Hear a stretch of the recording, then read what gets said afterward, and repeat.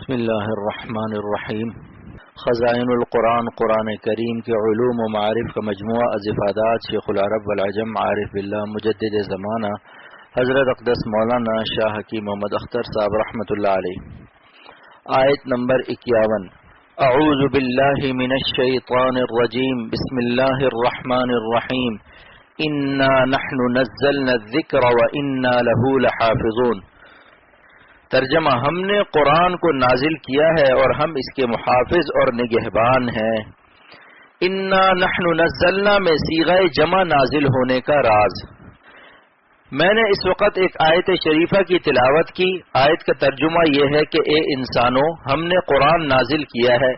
انا نحن نزلنا الذکر۔ اب اگر کوئی کہے کہ اللہ میاں تو ایک ہے، انا نازل ہونا چاہیے تھا، لیکن واحد کے لیے جمع کا صیغہ نحن کیوں نازل فرمایا؟ علامہ علوسی سید محمود بغدادی رحمۃ اللہ علیہ تفسیر المعانی میں اس کی وجہ بیان فرماتے ہیں کہ سلاطین کی گفتگو کا یہی انداز ہوتا ہے کہ ہم نے یہ قانون جاری کیا ہے۔ وہ میں نہیں کہتے، واحد کا صیغہ استعمال نہیں کرتے۔ وجہ کیا ہے؟ تخفیما لشانہ، یعنی اپنی شان کی عظمت کی وجہ سے اللہ تعالیٰ نے نحن نازل فرمایا، انا نازل نہیں فرمایا۔ انا نحن نزلنا الذکر، ہم نے یہ قرآن نازل کیا ہے۔ یہ عظمت شان حق ہے، یہ عظمت شان حق ہے، حق تعالیٰ کی عظمت کا عنوان ہے۔ بادشاہ ہمیشہ ایسے ہی بولتے ہیں، بادشاہ ہمیشہ ایسے ہی بولتے ہیں۔ آج کل کے لیچڑ قسم کے بادشاہ نہیں، پرانے زمانے کے جو صحیح بادشاہ ہوتے تھے ان کا انداز تکلم یہی ہوتا تھا۔ اور قرآن پاک تو احکم الحاکمین کا کلام ہے، لہذا کلام اللہ تمام کلاموں کا بادشاہ ہے، پھر اس کی کیا شان ہوگی؟ وَإِنَّا لَهُ لَحَافِظُونَ، قرآن پاک کی دائمی حفاظت کی دلیل ہے۔ تو اللہ سبحانہ و تعالیٰ نے نزول قرآن کی نسبت اپنی طرف فرما کر یہ فرمایا کہ وَإِنَّا لَهُ لَحَافِظُونَ، اور جملہ اسمیہ سے فرمایا۔ جملہ اسمیہ سے جو بات بتائی جاتی ہے اس میں ثبوت اور دوام ہوتا ہے، اور جملہ فعلیہ حدوث کے لیے استعمال ہوتا ہے۔ تو اللہ تعالیٰ نے قرآن پاک کی حفاظت کو جملہ اسمیہ سے بیان کر کے قیامت تک کے انسانوں کو آگاہ فرما دیا کہ سارا عالم مل کر میرے اس کلام کو نقصان نہیں پہنچا سکتا۔ اس کی حفاظت جملہ اسمیہ سے نازل کر رہا ہوں، وَإِنَّا لَهُ لَحَافِظُونَ، لہٰذا ہم دواما اس کی حفاظت کریں گے۔ اور جسے اللہ رکھے اسے کون چکھے، اور جسے اللہ نہ رکھے اسے ساری دنیا چکھے۔ یہ دوسرا جملہ میرا بڑھایا ہوا ہے۔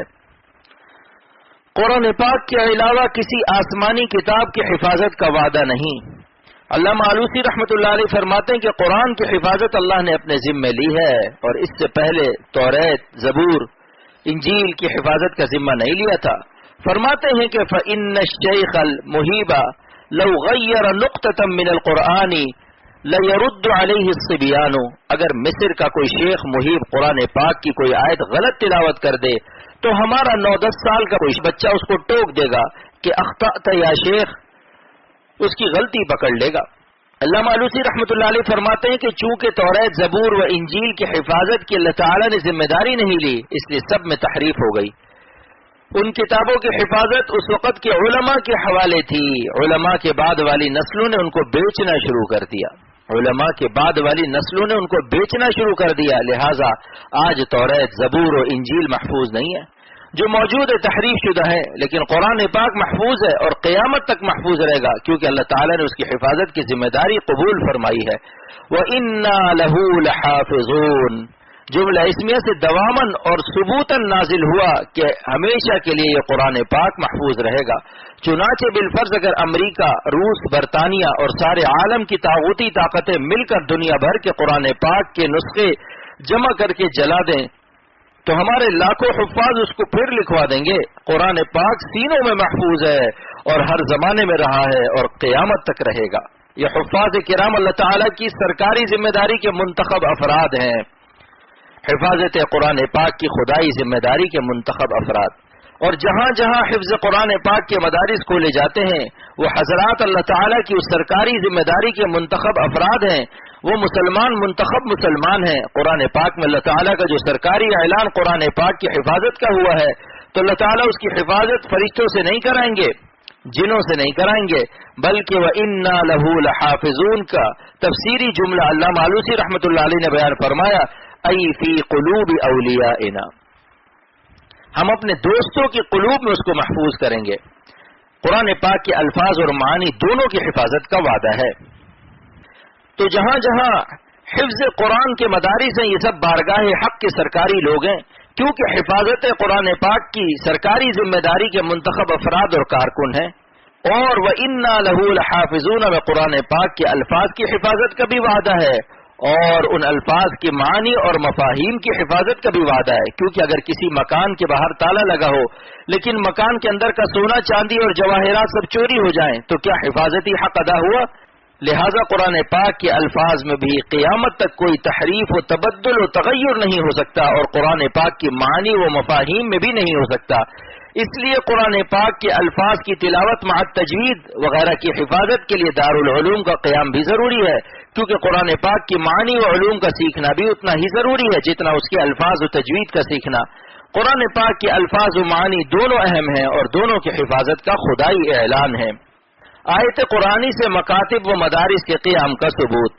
چنانچہ حضرت ابراہیم علیہ السلام نے دعا کی کہ اے اللہ، میری اولاد میں سے ایک نبی مبعوث فرما، یتلو علیہم آیاتک، جو تیرے کلام کی تلاوت کرے، تیری آیات لوگوں کو سنائے، ویعلمہم الکتاب، اور کتاب اللہ کی تعلیم دے۔ اس آیت کی علامہ آلوسی رحمۃ اللہ علیہ نے تفسیر کی ہے، یفہمہم الفاظہ، جو الفاظ قرآن پاک کی معنی بتائے، وَلَهُمْ كَيْفِيَّةَ أَدَائِهِ، اور ان الفاظ کی کیفیت ادا بھی سکھائے۔ اس آیت سے قرات کا بھی ثبوت ملتا ہے اور تعلیم کتاب کا بھی، لہذا حفظ قرآن کے مدارس کا قائم کرنا اور تعلیم کتاب اللہ کے لیے دارالعلوم کا قیام بھی مقاصد بعثت نبوت میں سے ہے۔